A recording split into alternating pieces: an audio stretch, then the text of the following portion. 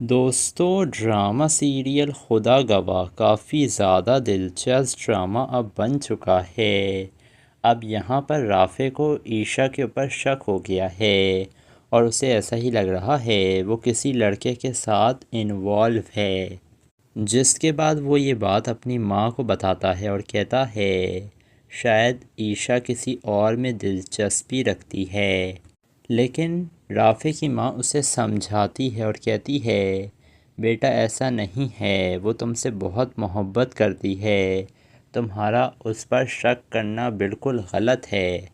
دوسری طرف زوہا کی لاکھ کوششوں کے باوجود یہ سفیان اس کی طرف متوجہ نہیں ہو رہا ہے اور یہ بات اس سے بالکل بھی برداشت نہیں ہو رہی ہے۔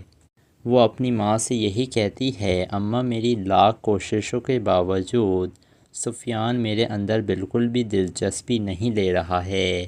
دوسری طرف اب یہ رافع عریشہ سے ناراض رہنے لگا ہے۔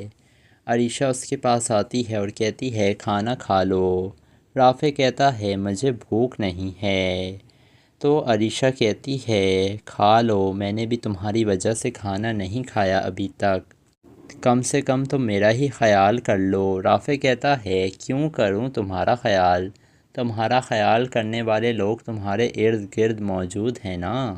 دوسری طرف زوہا کے باپ کو جب یہ بات پتہ چلتی ہے کہ سفیان اس کی بیٹی کو مسلسل نظر انداز کر رہا ہے تو وہ کہتا ہے کہ میری بیٹی کو ایک کھلونا نہیں ہے جسے جب دل چاہا رکھ لیا اور جب دل چاہا پھینک دیا اٹھا کر۔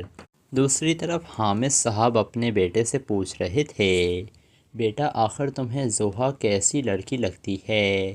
یہ سن کر سفیان کہتا ہے پتہ نہیں ابو، یہ لڑکی میری سمجھ سے بالاتر ہے، یہ بار بار مجھے کال کر کر تنگ کرتی رہتی ہے۔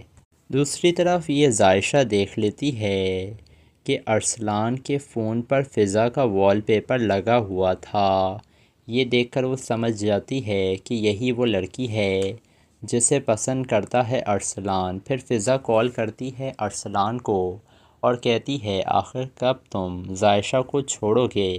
جس کے بعد ارسلان کہتا ہے تھوڑا صبر کرو، میں اسے چھوڑ دوں گا، تم پریشان کیوں ہو رہی ہو؟